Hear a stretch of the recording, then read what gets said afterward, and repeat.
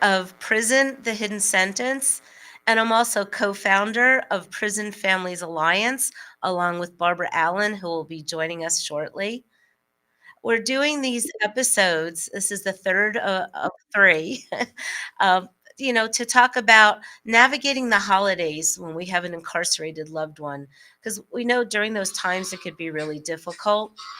And actually, today I'm not feeling well. I've been sick for the past week.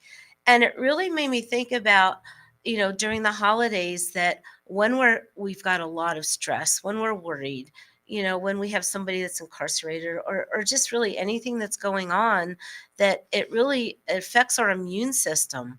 So during this time, we really need to take care of ourselves.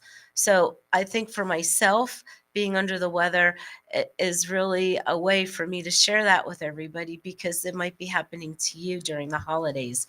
So just remember to take better care of yourself, especially when you're feeling a little stressed and under the weather. And in the last two episodes, Barbara and I have introduced ourselves and told our stories. And I just wanted to remind you that Barbara and I are authors. We have written books here that I want to share.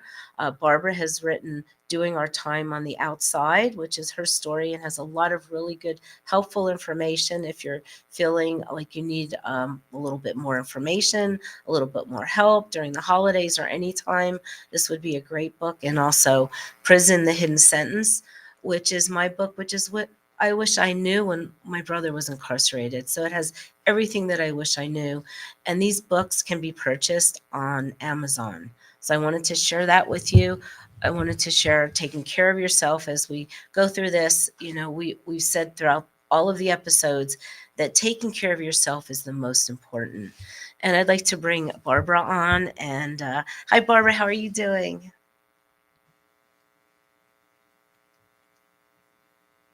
Well, you look beautiful, but we can't hear you. Hello, Julia. It's good to see you, Yeah, even this though is. it's long distance. I know it's so great, and that's another thing too that you can be together during the holidays. Maybe there's people you don't see, and getting together on Zoom or live or however is really helpful too. So, how are you doing during the holidays? Well, I'm doing okay. I spent almost all day on Friday buying toys. Uh, we are lucky enough to be allowed to go into our county jail, and during the Christmas week, we give out toys to the children who come to visit. And I tell you, that is the best feeling in the world. I had so much fun looking for toys for infants and up through teenagers. Teenagers, it's hard to get toys because they're all into electronics. So we have gift cards that we'll give the teenagers. And I've been doing this for over 30 years. That's And amazing. That is so wonderful, Barbara, and it makes you feel so good. I mean, getting those toys and getting to see the kids and handing them out, that must feel so good. And you know what's so wonderful about it? When a child goes into the jail, of course, they're visiting either a father, a grandfather, a brother, someone, and they're not happy. Believe me, they're not.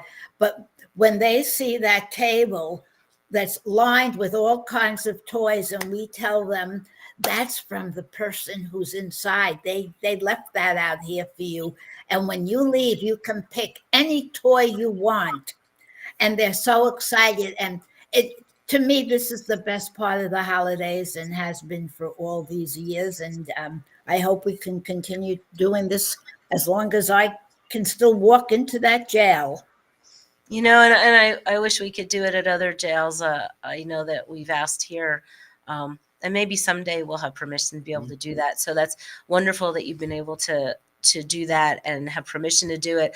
And also, you brought up something, and we spoke about this in a previous session, that when somebody is incarcerated and they want to get something for their child, if it can't be at the jail, like what's going on in your area, that when the family does give a present, that it's important that they let their child know that the person that's incarcerated, that it's also from them. right? That was something you had spoken about in the past. Yeah, absolutely. And because when my husband went to prison, my two children were not allowed into the jail. At that time, the county jail in our community, the one I'm going into on this coming week, if you were under 16, you were not allowed to visit in the jail. So thank goodness we've seen strides, and that's no longer the case. But I know what it was back then when he wasn't there to give them their gifts, and of course it was from Daddy and Mommy. Yeah, it's so important to keep the family together because children really need to stay connected with their family. And I'd like to bring in Davina. We have a guest here with me today. And Davina, if you can introduce yourself, and I think we could talk more about the impacts on children and families. Yeah, absolutely. My name is Davina Hain. I'm an anger management specialist here in Las Vegas. I work mainly with families, individuals, couples, and navigating conflict and really being able to tolerate conflict in a way that actually gets us toward repair and deepening our connections with one another. So we've seen, of course, an uptick around the holidays of really just this underlying stress and discomfort around having challenging conversations, especially when we're missing those loved ones that are incarcerated that we don't get the time with, and how can we acknowledge the time that we're missing with them while also still enjoying the time that we have with everyone else who is on the outside. No, thank you. I mean, it's just so important for children to stay connected with their family. So I really appreciate that. And what else have you been seeing? Anything you could share about maybe things that families are doing to stay connected? Yeah, I mean, one of the biggest things that I've been seeing and that I always advocate for is kind of talking about the uncomfortable, right? We want to be able to acknowledge that this person is not here with us. And even to your and Barbara's point of keeping the children aware of where these gifts are coming from. Just because they're not here presently doesn't mean that they're gone entirely, and that we don't acknowledge where they are and bring life to that. Just because with our kids, with our loved ones, we tend to shy away from these challenging conversations, and especially any that might bring about discomfort. So the more we can advocate for them and keep them here in like our hearts and in our everyday, then the more comfortable we can all be, and the more we can enjoy everything else. So we're definitely seeing a lot more of that. I'm seeing a lot of clients wanting to come in and learn how to do this and really enrich the relationships that they have and connect more. Oh, it's so important. I just appreciate all the work that you're doing too, because, if somebody has somebody to talk to, whether they're coming to a Prison Families Alliance support group meeting, or, if they're going to speak to somebody getting additional support, it's just so important.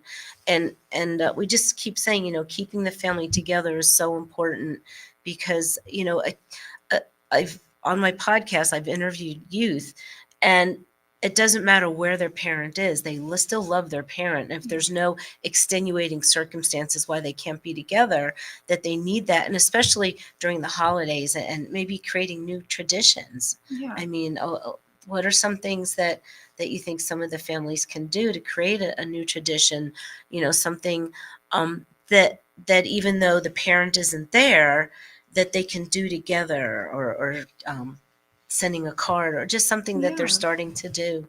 Yeah, really just to acknowledge that. A lot of the reason why we feel so lonely around the holidays is just because we don't feel super skilled in our ability to address these things and navigate these things. So what we always recommend is kind of having a place for the person who isn't here with us, that we can Yeah. enjoy the time for them. We do an activity, a craft, whatever that might be, with them in mind, set an actual place for them, and everything that we kind of consolidate during that time that's not perishable, of course, we send over to them once that's done, or bring it in once visitation's available. And it's really just a way that just because they're not here with us doesn't mean that they go forgotten. Doesn't mean that we are not allowed to acknowledge them and how much we miss them, and maybe even set aside some time during the meal to address them and talk to each other about the struggles that we're having, and being able to miss them too. Oh, The I love holidays can that. be good and really beautiful, and also it's a grieving period as well. No, I love it. And in one of the past sessions, somebody said that they would collect things, that they have a box for their loved ones, so that when they're released, so if it's something that the the child can't bring to the prison, right, that they can set aside, and then when their parent comes home, they can share it with them. Yeah. Yeah, we sometimes view those who are incarcerated as kind of like on pause. And in some ways they are, but that doesn't mean that they have to be. We can find ways to include them in our day-to-day things, and celebrations and holidays are no different. Oh, it's wonderful. Yeah, because we're talking about the holidays and how to navigate the holidays, and things that we can do. And we've spoken about all kinds of things that other people are doing.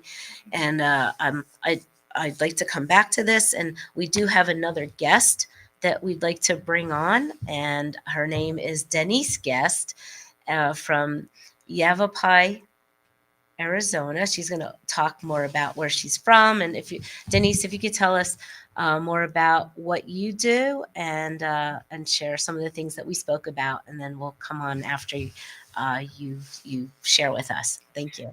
Okay, thank you. Well, first, I just want to say thank you to Julia and Barbara for everything that they do.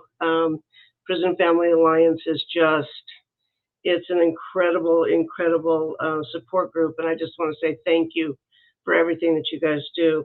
My name is Denise Guest, and I work for Yavapai County Detention Center in Yavapai County, Arizona. I am a civilian here that I work with the inmates. We do a lot of inmate support with helping them get things done in the jail, notaries, books, anything that they need to get done. We work with that, but also I work with the families that come in for visitation. We have a visitation center that is set up for the families to come in and be able to visit, unfortunately on a monitor. There's no in-person visits, but to get them in so they can have a good, comfortable experience. We really work towards making the families and kids that come in have an enjoyable visit with positive motivational things that are set up here in the center. Inside the jail, we always try to decorate for the holidays and make it as festive as possible, not only for the families, but for the inmates too. We get a little bit crazy when we dress up in our holiday garb, but it is what it is. The inmates enjoy it and the families enjoy it. But we do work to make them comfortable and help them have as good of an experience as they can have when they're here visiting at the jail. Thank you so much. I just thought it was so important to bring you on, because people need to realize that, people that are working in the jails and in the prisons, that a lot of them do care, and a lot of them do want to make things special, for when families come to visit. I do want to make a note for anybody that is on Facebook that you can put your questions in there, or we'll go ahead and scroll a phone number that you can call if you'd like to call in with any questions or stories that you'd like to share. So I just wanted to put that out there, because people might have questions for Denise.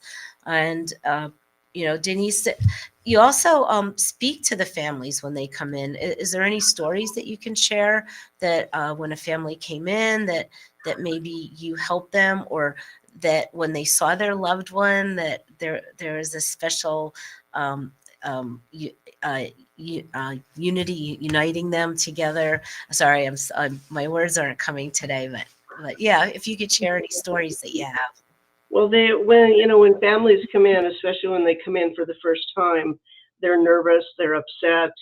A lot of them have tears in their eyes when they're walking in the door. It's not a comfortable feeling. It's very, it's something that they're just so totally out of place. Getting them in and getting them comfortable in a booth and getting them, just sitting down and talking to them, getting their loved one on the monitor and set up to talk. Usually, a lot of times sometimes it's very tearful. And when they get done, I have my box of Kleenex, I have my bottles of water here for them, and we usually chat for quite a few minutes until they're comfortable and calm down and breathing. And when they walk out the door, they're feeling okay. Getting them involved in this group, I think, is going to be very helpful. But they're as time goes by and goes on, as they come in, they're more comfortable and try they try to work with the inmate and bring down their anger on the inside too, making them comfortable when they're here. Uh, Helps make it more comfortable when they're talking to their loved one. So that's just a big part of what I do here. I think it's so wonderful. I mean, don't you agree having somebody there when you go visit that is going to hand you a tissue that I just think of when I visited my brother, I didn't have people that were so compassionate to me. And, just thinking if somebody had just like said a nice word to me, given me a bottle of water, just showed that they cared, it would have made that drive home so much easier. And also coming in, like you're there when you come in. So like you said, that they're calm, right? When they go to visit their loved one. How much better is it when you go in, to see somebody goes in to see somebody that's incarcerated, right? And they're Yeah. calmer. Well, and especially when we're talking about Denise's point of like that anger that exists within us, really being able to acknowledge it, right, and be able to talk openly about that with our loved one that is incarcerated, that it doesn't have to be all cupcakes and rainbows, and pretending like we're not going to have to separate very shortly after this visit. It really does allow for us to acknowledge this grief that's in the room and get on the same page about it. And that way, when the family leaves, when the inmate does go back in, that no one's feeling like anything was left unsaid or that they're just not being heard and understood. And that's usually the quickest thing to kind of reduce that anger, is feeling heard.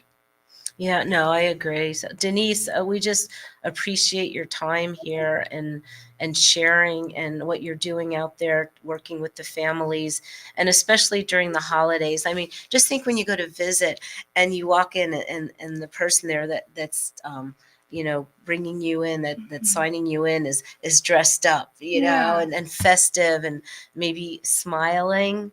I mean, Denise has a great personality, and just to be able to have somebody like her out there, we hope that more people that listen to this that maybe are in law enforcement, that are students that are going into law enforcement or anything like that, that that they take something from this, that you can be festive, because the more festive you are, the better it is for the families, I think.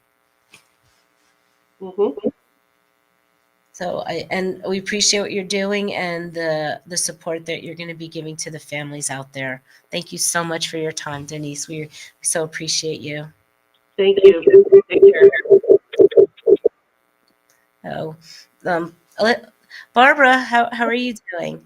Okay, I was just listening and thinking how wonderful to have someone who was there for you when you get into that room. And I have a question. I wonder whether these visits are all video visits.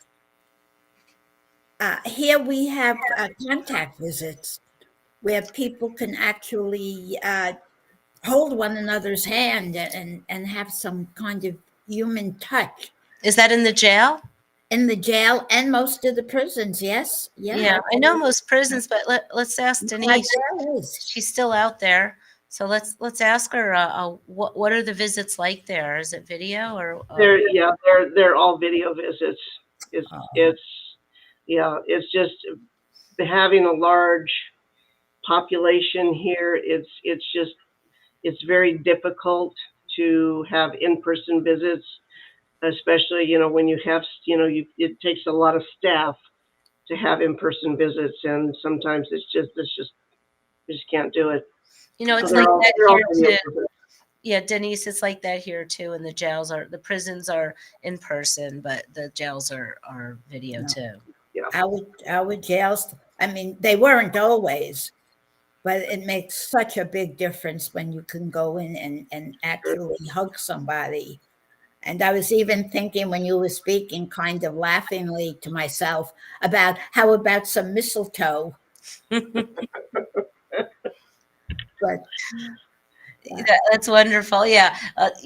Leave it to Barbara to always add a little humor because you got to laugh, right? You got to have humor. You got to have joy, right? We got to add that. And you brought up a great point, Barbara, because every city, every state, it's not the same. I know. So in New York, it's and or where you are in New York in jails that they can have in person. Here where we are in Las Vegas, that it's not in person. It's not in Yavapai. Maybe in other parts of the states it could be, or other states. So it's just interesting, and I think that first of all we just got to get through the holidays. We've got to advocate for ourselves, and as we get stronger, we can advocate and have a stronger voice out there for change because we know that being in person is so important. So, I want to thank you for all that you do and for that box of tissues and that water. I related so much to that as you were speaking. Thank you, Barbara. oh, well, got a little tickle in my throat there. Excuse me. Uh, so that was great. Anything else to add, Barbara, before we go on to our next guest? Well, Um, yeah, there are just so many things that we can do, and they're not all easy. I'm thinking about a parent who's incarcerated when they have their phone visitation or however with the children, perhaps to read a book about Santa Claus or some kind of tradition that you can share with your child through literature, through reading. And that's always a good way of relating and getting a little bit closer. We have to find whatever we can, anything that can link us. Thank you so much. I just had a little coughing fit, but I'm okay now. So we'd like to bring in our next guest, who is Natalie. Hi. Hi, Natalie. Is anybody else with you, or is it just you? Becky should be also on if you want to bring her on. She should Okay, be so backstage. yeah, Natalie Calderon and Becky, they're from Pella Post, and they have a really good story about how they handle the holidays and things that help. So, Natalie, I'm just going to turn it over to you guys. You can introduce yourselves, take a few minutes to talk about, what you guys during the holidays and what you do to help people. Of course. So I am Natalie Calderon. I'm the Chief Marketing Officer at Pelly Post, and we have Becky here, who is our Chief Operating Officer. And she has a lot of experience with, the ins and outs of celebrating holidays with being incarcerated. So I'll go ahead and turn it over to her, and she can speak to it and the importance of it. Hi, can you hear me? Am I good? Okay. Um, Hi. Yes, my experience from being inside with the holidays is very important because I feel that I'm able to give a little insight on what it feels like to be inside. A lot of things that I hear from the people on the outside are worried about what they can share. Are they going to hurt our feelings inside? They don't want to share too much because they think that it's going to make us feel bad inside. I can speak for myself on this one. It did not make me feel bad. The more I was shared with, the more I received, the happier it made me. And not just me, it became a thing where if I would receive pictures, if I would receive Christmas cards or Thanksgiving cards, we share inside of our cell or in the day room or wherever we were. And it brought not just the one person joy, but a lot of people joy. So um, I just wanted to give that um, insight from my point of view. It's a gift that you're able to see people having fun, people aging, even people. And what I mean by that is you see your family once a year sometimes when it comes to the outside world, and it's the same when you're inside. So you want to see the little baby that was born last year grow up. Oh, look, now he's walking, and take pictures of them walking. um, you want to include, the more you can include in pictures. And the reason I say pictures is because that was my main form of seeing life on the outside. um, so that's why when I would ask my son for pictures, it was so important to me. And that is why he created the app. That is why we've been around 6 years trying to make it easier for people to upload photos, send photos, just trying to make it easy. Because one thing that I did find, and it's a very important point, is when I was in the inside, all I did was wait for mail call, wait for the photos to come. But now that I'm on the outside, I really understand my friends on the inside are waiting for photos, but I'm working, running around, cleaning the house, cooking, all the things that come with being in the outside world that take up time. Like, oh my goodness, I haven't found time to send these pictures. I haven't found time to send a letter.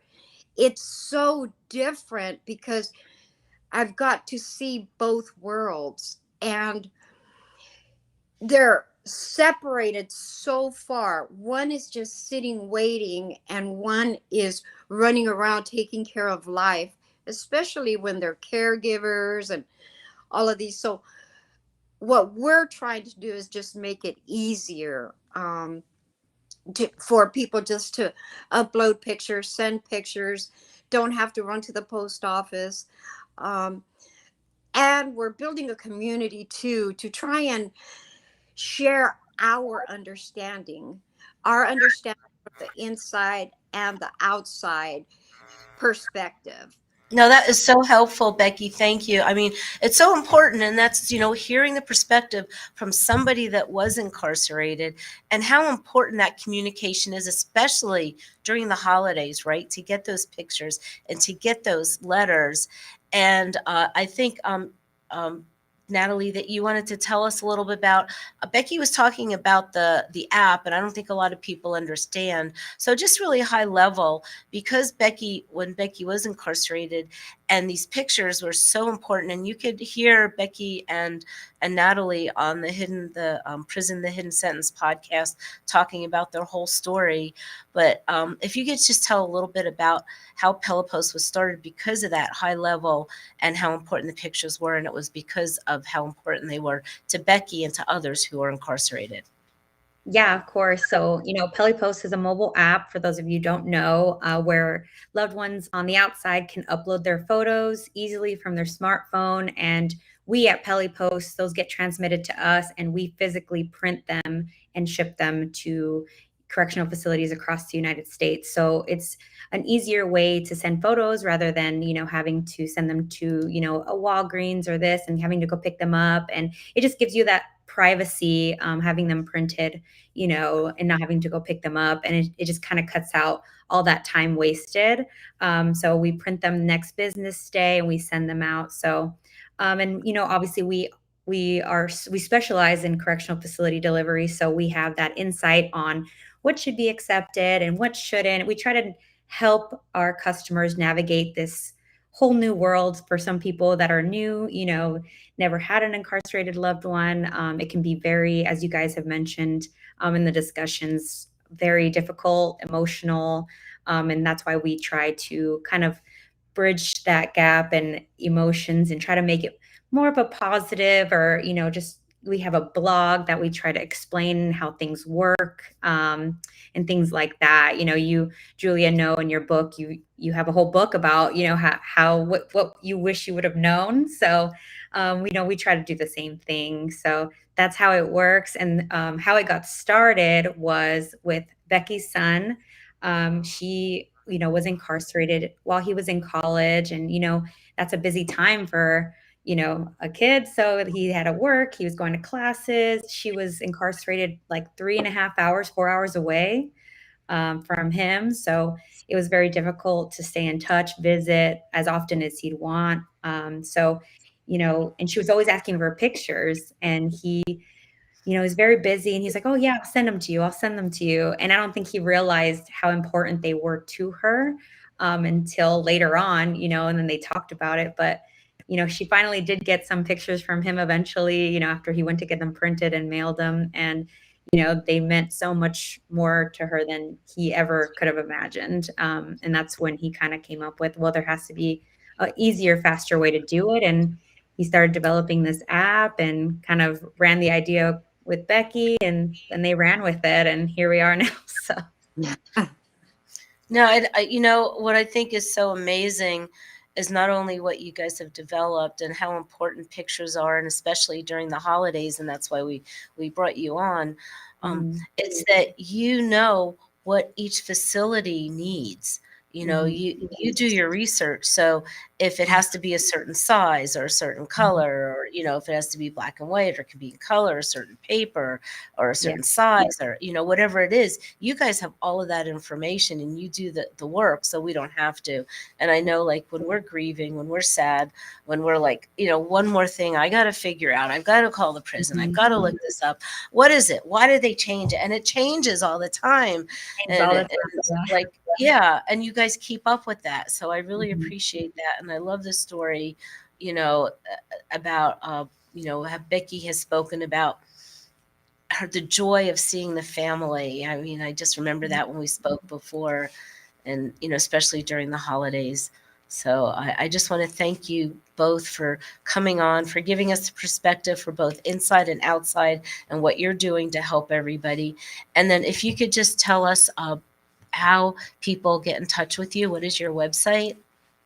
Yeah, they can go to pelipost.com, and that's PELIPOST.com. And there's, everything about us, even their story. There's a video about their story and stuff like that. So if you guys want to learn more about us, or, just there's also, you can order photos from there. You can download the app and the Google Play or Apple App Store.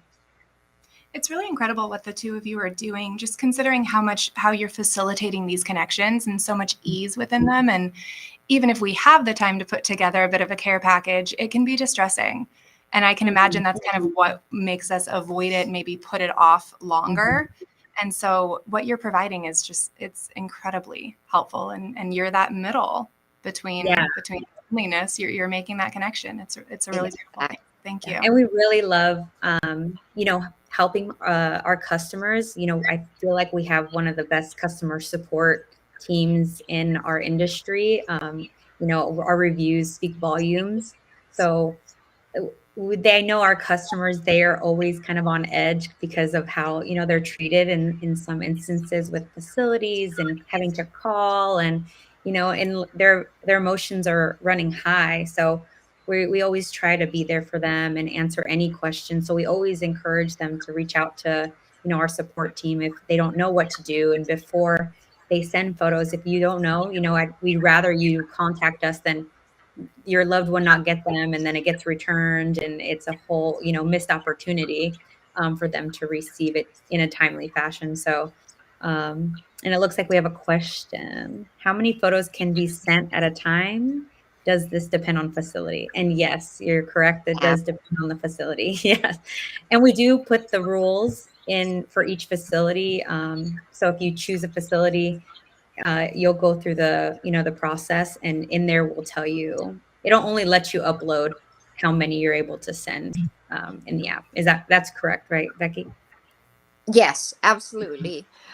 Some are 5, some are 10, some are 25. The guidelines are in the app too, so it'll let you know what kind of photos they will allow, will not allow. We do our research.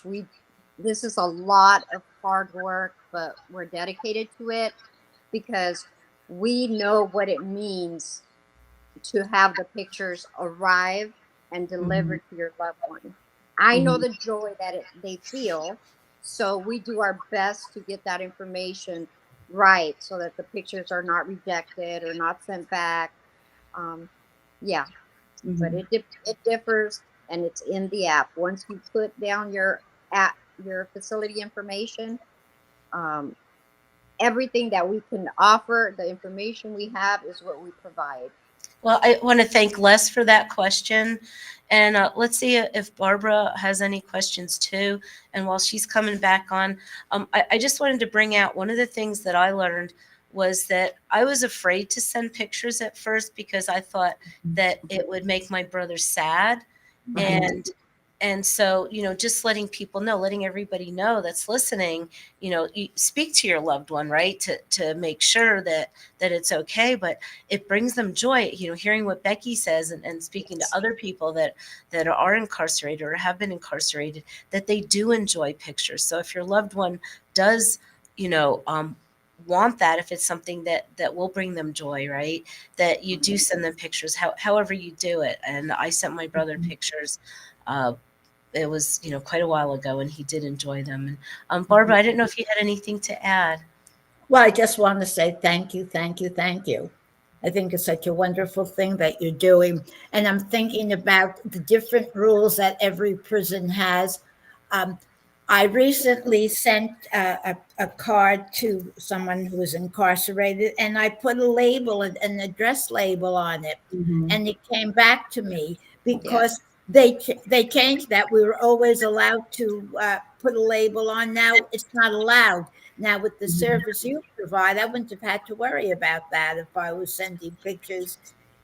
There's so many nuances and so many things that we don't know. And it's so wonderful that we have people like yourselves who were there helping us and kind of leading the way. So thank Thank you. Thank you. And yes, no labels, no stamps. That's right. Well, Nothing. that's right. I As I learned no sparkles on your cards either. Oh, No, no. no, nothing. I Even was just perfume, yeah, they'll send it back if it has a smell of some sort. Yeah, so. I You was Oh, know, we just go through it. I just mailed out some cards to some of the people who are incarcerated who I communicate with. And as I was putting it in the mailbox, I said, please, I hope they can get this because I don't know if I did anything wrong. If I did, it was certainly unintentional. Right. Yeah. Like even the type of material that cards are printed on. Like Mhm. all the federal prisons don't like cardstock material. So we figured out a way to print them on paper that is not cardstock to allow all those incarcerated individuals to be able to receive cards. So we got around the cardstock rule. We print them on different paper, and Mhm. yes, because rules they're constantly changing, and you have to keep up with the times to try and still get these things delivered to their loved ones. Mhm. That's such great information. I mean, for people that are out there that want to send things to their loved ones, and it's so frustrating when it gets returned. So, Mhm. having this information is For important. us too, yes. Yeah, yeah. So, I just want to thank you again. Are there any other questions out there? I have a question for Becky. Actually, I was curious because you've been able to see it on both sides. Do you have suggestions for families who kind of don't know how to navigate that conversation of whether they want to receive photos, or even if they're on the inside and don't want to receive them, how to approach that so that they don't offend their family members on the outside that may want to send them? You know, I found that the best technique was just when I had my best friend, and she literally just wrote to me and asked me, will it add joy to your life to receive pictures, or is it something you prefer I don't do? And I appreciated that so much because, it was a good question. And so my response was, it will add joy to my life. But, we have to understand that most people, all you have to do is ask. And some people may say, it's too hard right now, or maybe next year, or something like that. But, um, you don't want to miss out on an opportunity to share some joy by not asking or not finding out. That's how I would approach it, because to me, when I was incarcerated, my father was older, and just seeing him sitting around at the table, or seeing him at my son's college graduation, that was for me such a gift that, had I missed out on seeing that, like I say, the way I would explain it is, when I was feeling so low, it felt like it was refueling my tank when I received these pictures. It made me fight to keep going. So, but ask. That's all. There's nothing wrong Yeah, with that. and Yeah. that's so, what you just said is so important, because, and that goes with all kinds of communication. Be open with the Yeah, person. The person incarcerated is still a thinking, caring person. exactly. And Exactly. and so and I think that keeping the real world, and I don't want to speak for you certainly, but I tell the families often that we have to bring reality into the prison. People will be coming home one day, and we want to keep it real. Everything out here isn't all wonderful. Right. We have, and I feel that that's, and thank you for that. The communication so important. Yes. You're welcome. Denise is out there. Denise, did you have a question? How many people can we put on the screen? Many as we want. Denise, did you have a question? Did you I, have something to add? I don't really have a question. I was commenting on the private chat to Natalie and Becky about how we receive these at the jail, and they're great, absolutely fabulous. They Small take the world. stress. Thank you. They do. They take the stress out of approving mail. They come in, they're clean. A lot of times photos come in and they get rejected because there's tape on the back of the photo, or they wrote it in jail ink, or a roller ball, or something that, is not allowed to come into the jail. So this is just fabulous. We love it. We love you. Thank you. Thank you. Thank you. Thank you. You so much. This love is your- so. Go ahead, Becky. No, I love hearing that. Thank you so much. Yeah, and I was just going to say, this is so wonderful when I look at everybody on the screen here, and just the information that we shared for the people that are out there, because navigating the I'll call it the carceral system, because as Barbara said the very first time, the criminal justice system, that there's no justice. That was on our first episode. So but really, traversing through the whole carceral system is so difficult, and especially during the holidays. And I think what everybody's shared here, just about bringing families together, things that we've gone through, things that, how do you send things? How do you communicate? Things that you can do. I think it was just so wonderful, and I just want to thank everybody for sharing. And since we have everybody, I kind of like to do like a round robin, and just any last words, and then as you give your last words, well, you can drop off. So, Denise, any last words to our families out here that are going through the holidays? And don't forget, this is going to be broadcast. This is going to be on the Prison, the Hidden Sentence podcast. So people are going to be listening to this even after the holidays. So it's things that they can do during the holidays, but also special events. There's birthdays, there's anniversaries. There's all these things when our loved one isn't there that we experience this this grief, or like me, getting sick, right? So what is it you'd like to share? Just when the families and loved ones come in, they call us a lot on the telephone and ask us questions about what they can and can't do, and it's just, my reaction with them is just to try to help them stay as positive as possible, because it's hard on the person that's incarcerated. It's just as hard as on them.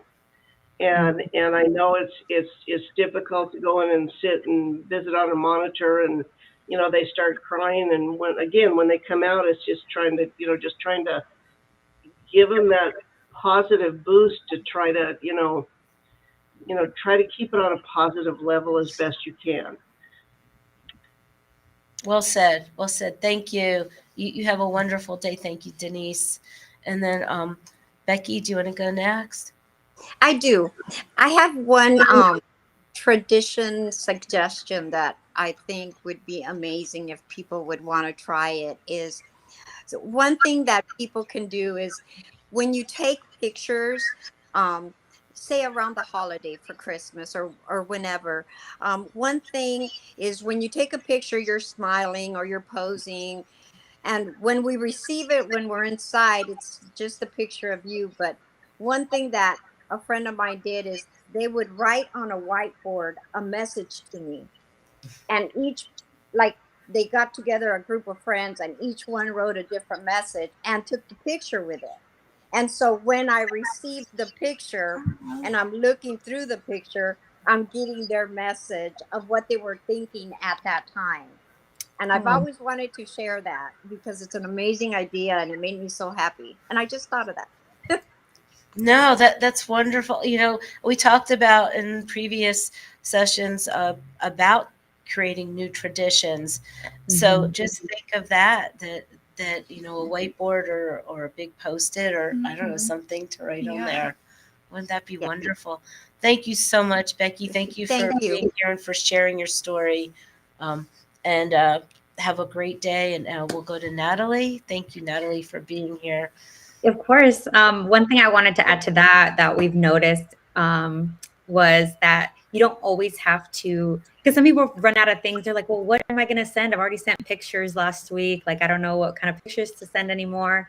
And I know we had discussed that with Becky, and we're like, what else can people send? We need to inspire people to help them stay in contact more. And some of the things that she was like, just they would love to see you walking the dog, maybe just a picture of Christmas lights or just like simple things, what you had for dinner, or like just it doesn't have to be just you posing in the picture.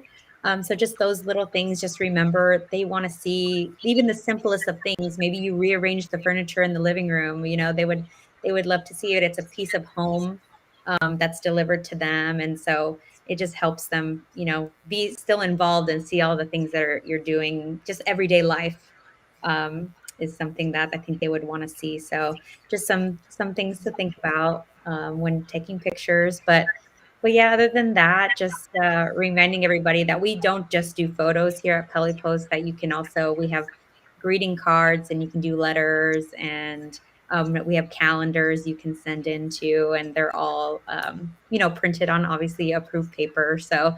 But yeah, just think of us, and we're happy you invited us, and we really appreciate you guys. No, thank you so much. And what's the website again? Pellypost.com. PELIPOST. Thank you. Thanks, Natalie. You take care. Have a wonderful holiday. And Happy holidays, guys. Well, I think we had a great day so far. So much information. Yeah. What a community is out there. Yeah, there's so much great information. And one of the things that we were talking about was about the communication on video. Right. And so we kind of wanted to elaborate on that a little bit with. Anyway, you go ahead. Go ahead. Yeah, well, we were kind of just chatting in between about the idea of the virtual visits. I'm not super familiar with whether they go on site for the virtual or whether it is actually possible for them to correspond in between. But really just the ease of that as well, that there has to be some benefit there if we are traveling long distances in order to see them in person, if there is a bit of a go around where we can still get that kind of face-to-face interaction without being in person. That would be so nice. I haven't heard of it. I don't know. Maybe Barbara has. Yes, I have. Yeah. So I've been very involved with this over the many years. When my husband was arrested, we did not have contact visits. And at the county jails was the telephone and that screen, that plexiglass that separated us. And we had one prison in New York State that you're all familiar with, Sing Sing, that is in every movie. But they had contact visits, and then every other prison did not. Well, my mission in life was to get contact visits in every prison, and I went on a spree, and we managed to get contact visits in every single prison in New York State. Now, the video visitation, I understand it really has its benefits for people who are far away and that's the only contact they have. But my fear is that because prisons, the walls are built to keep us out anyway. They do not want us in the prisons, so they are going to use the video visitation and say it's working wonderfully. Why have contact visits? And there is nothing in the world more meaningful than a hug. You hug your father, your whoever it is that's incarcerated, and for both parties. So my fear is that they're going to use video visitation as an excuse not to have contact visits anymore. Well, I think what we need to do is stress how important it is, like we keep saying, to keep the family together, but also how important that is, human touch. Because as we know that the more communication that they have, the better the person that is incarcerated behaves, and the better the healthier the family is on the outside. Yeah, and I mean, even like that physical stimulation of that co-regulation is actually what helps us manage our stress more effectively, and it really does allow for us to regulate our emotions in such a different way that I can imagine that kind of being repressed and shut down will, of course, manifest into problematic behaviors. And we just need to keep putting that out there and letting people that are in the prisons and the jails know how important it is. So Barbara, it's true, that's a fear I think we all have, that it will replace in person. But I think as we have our support groups, as we talk to people, as we do sessions like this, that we just get out there how important it is, and that when and if it does come up where they are not letting us do in-person visits, that we stand up like you have to make a difference. So I just thank you for everything that you've done, and just being a partner for Prison Families Alliance. And I think, do you want to just take a minute and tell people what Prison Families Alliance is before we wrap up? Prison Families Alliance is a support group for families. We share our experience, our strength, and our hope. And we do become a family. That word is not in there accidentally. And it's families helping families. We are not professionals. We are peers. And we have the most wonderful facilitators. How many meetings do we have a month, Julia? 13? We have 18 facilitators, and we have between 14 and 18 meetings. It all depends on what we're doing that month. And people, I am a co-facilitator on 2 of the meetings, and the most wonderful feeling I get is when someone says, "You've made a difference," and they're not saying it to me, they're saying it to the group, because as I said, we all share experience, strength, and hope.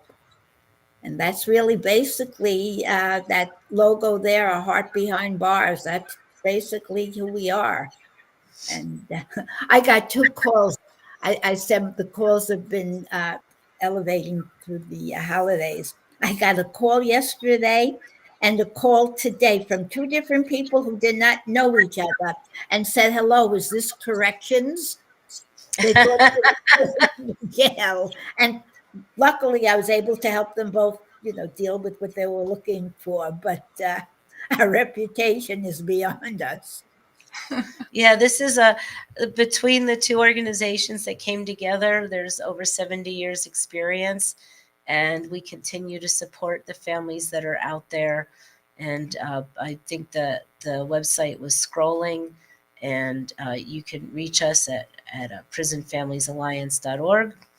And we just are here to provide support, information, and Davina, advocacy, right? Yeah. That's what I think is so important about what the 2 of you are doing here. And I'm beyond honored to be involved in any way that I am. It's really that this population can feel so forgotten and the families out here can feel, you know, a level of discomfort and sometimes embarrassment around what's happening. And what the two of you are doing is really bringing that to the forefront and owning it. And there really is nothing embarrassing about this. It's connection and love and support and circumstance and seeing our way through all of that. I say I keep a soapbox in my car because the more I can speak about it, the more I will. And that's so important. And that's why we do what we do. We want to raise awareness and we want to remove the stigma.